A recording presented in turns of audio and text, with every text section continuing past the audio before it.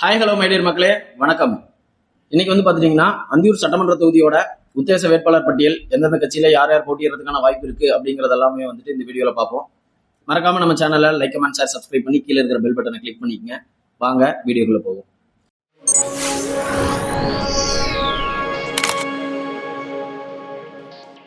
நம்ம அந்தியூர் தொகுதியை பொறுத்தளவுக்கு மொத்த வாக்காளர்களோட எண்ணிக்கை பாத்தீங்கன்னா 2,05,737 பேரு.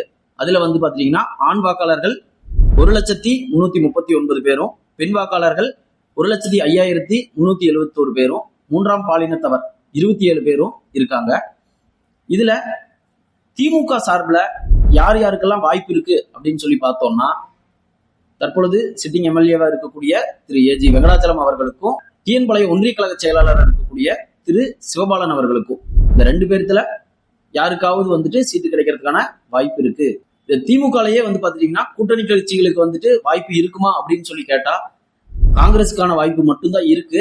பட் காங்கிரஸுக்கும் திரு சரவணன் அவர்களுக்கு மேக்சிமம் கோபி தொகுதி தான் கிடைக்கிறதுக்கான பாசிபிள் அதிகம். அப்படிங்கிறதுனால இந்த தொகுதி அநேகமா திமுக வசம் தான் இருக்கும் அப்படிங்கிற மாதிரி பார்க்கப்படுது. அதே மாதிரி அண்ணா திராவிட முன்னேற்ற கழகத்தை பொறுத்தளவுக்கு வேட்பாளர்களா யார் யார் இருக்கலாங்கிற வாய்ப்பு இருக்கு அப்படின்னு சொல்லி பாத்தீங்கன்னா, முன்னாள் எம்எல்ஏவா இருந்த திரு எம்.ஆர். ராஜா என்கிற ராதாகிருஷ்ணன் அவர்களுக்கும், எஸ்.எஸ். ரமணிதரன் அவரும் முன்னாள் எம்எல்ஏவா இருந்தாரு, அவருக்கு வழக்கறிஞரா இருக்கக்கூடிய வி.என். சுப்பிரமணியம் அவர்கள், இந்த 3 பேர்த்துல யாருக்காவது வாய்ப்பு இருக்கும் அப்படிங்கிற மாதிரி தெரியுது. ஏடிஎம்கேவை பொறுத்தளவுக்கு எப்படி வேணாலும் சீட்டு யாருக்கு வேணாலும் கிடைக்கும் அப்படிங்கிற மாதிரி ஒரு சுச்சுவேஷன் இருக்கிறதுனால கேபிஎஸ் ராஜா அவர்களுக்கு வாய்ப்பு இருக்கு, திரு முருகானந்தம் அவர்களுக்கு வாய்ப்பு இருக்கு, திரு ராஜா சம்பத் அவர்களுக்கு வாய்ப்பு இருக்கு. யாருக்கு வேணாலும் கிடைக்கலாம், எப்படி வேணாலும் நடக்கலாம் ஏடிஎம்கே சார்பில். ஆனா முன்னணியில இந்த 3 பேர்த்துல யாருக்காவது ஒண்ணுதான் கிடைக்கும் அப்படிங்கிற மாதிரி பரவலா பேசப்பட்டு வருது. இன்கேஸ் அண்ணா திராவிட முன்னேற்ற கழகத்துல கூட்டணி கட்சிகளுக்கு கிடைக்கிற மாதிரி ஒரு வாய்ப்புகள் கிடைத்தால் யாருக்கு கிடைக்கும் அப்படின்னு சொல்லி பார்த்துட்டோம்னா, பிஜேபி பாத்தீங்கன்னா அவங்க கேட்டிருக்கிற அந்த 30 தொகுதியில அந்தியூர் தொகுதி 1 அப்படிங்கிற மாதிரி ஒரு லிஸ்ட் முன்னாடி வந்திருந்ததை நம்ம பார்த்தோம். அப்படி இன்கேஸ் பிஜேபிக்கு கிடைச்சதுன்னா யாருக்கு கிடைக்கிறதுக்கான வாய்ப்பு அதிகம் அப்படின்னு பாத்தீங்கன்னா, முன்னாள் மாவட்ட தலைவராக இருந்த திருமதி கலைவாணி விஜயகுமார் அவர்களுக்கு கிடைக்கிறதுக்கான வாய்ப்புகள் அதிகமா இருக்கு. அதுபோக முன்னாள் கேண்டிடேட்ஸ், அதாவது முன்னாள் மாவட்ட தலைவர் திரு மோகன்குமார் அவர்கள் 2016 பிஜேபி சார்பில் கேண்டிடேட்டா நின்றுருக்காரு. அதுக்கு முன்னாடி 2011 திரு பர்குணன் அவர்கள் கேண்டிடேட்டா நின்றுருக்காரு. இவங்க 2 பேர்த்திலயும் யாருக்காவது வாய்ப்பு இருக்கலாம் அப்படிங்கிற மாதிரியும் பேசப்பட்டு வருது.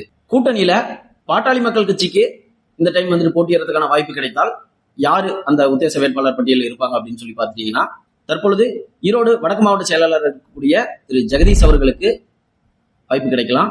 அதுக்கப்புறம் வழக்கறிஞர் திரு பி.சி. செங்கோட்டையன், வழக்கறிஞர் திரு கிருஷ்ணமூர்த்தி, இந்த 3 பேர்த்துல யாருக்காவது வாய்ப்பு கிடைக்கலாம் அப்படிங்கிற மாதிரி தெரியுது.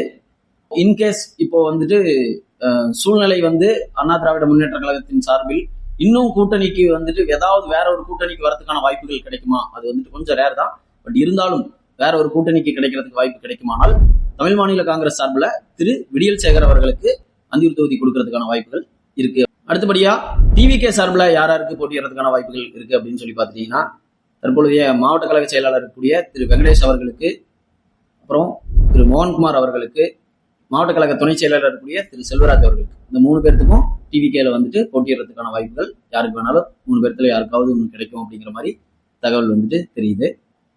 அடுத்தபடியா நாம் தமிழர் கட்சி ஏற்கனவே வேட்பாளரை அறிவிச்சாச்சு. ஆனந்தி அவங்க தான் நாம் தமிழர் கட்சியோட வேட்பாளர். இந்த தேர்தலை பொறுத்தளவுக்கு எப்படி இருக்கும் அப்படின்னு சொல்லி கேட்டீங்கன்னா, இதுக்கு முன்னாடி யார் வசம் இந்த தொகுதி இருந்துச்சு அப்படின்னா, அண்ணா திராவிட முன்னேற்ற கழகம் அதிக முறை இந்த அந்தியூர் தொகுதியில ஆதிக்கம் செலுத்தி இருக்கு. அதுதான் அதிக முறை ஜெயிச்சிருக்கு. கடந்த முறை பாத்தீங்கன்னா திரு ஏஜி வெங்கடாச்சலம் அவர்கள் திமுக சார்பில் வெற்றி பெற்று இருக்கிறாரு. இந்த முறை அந்தியூர் தொகுதி நிலவரம், கள நிலவரம் எப்படி இருக்கும் அப்படிங்கிறத பொறுத்திருந்து பார்ப்போம். கிட்டத்தட்ட இந்த டைம் எங்களோட கணிப்புப்படி இருமுனை போட்டியா இருக்கிறதுக்கு வாய்ப்பு சற்று குறைவாகவும், மும்முனை போட்டியாக இருப்பதற்கான வாய்ப்பு சற்று அதிகமாக இருக்கிற மாதிரி எங்களுக்கு ஒரு ஃபீல் தெரியுது. எந்த கட்சி ஜெயிக்குது, யாருக்கு கேண்டிடேட்டா இருக்க போறாங்க, உங்களுக்கு பிடிச்ச கேண்டிடேட் யாரு, இதை பத்தி எல்லாமே கமெண்ட்ல சொல்லுங்க. அதுவரை உங்களிடமிருந்து விடைபெறுவது உங்கள் வேல் நம்பி. See you, bye bye, take care, Tata. அடுத்த வீடியோல இன்னொரு தொகுதியை பத்தி பார்ப்போம்.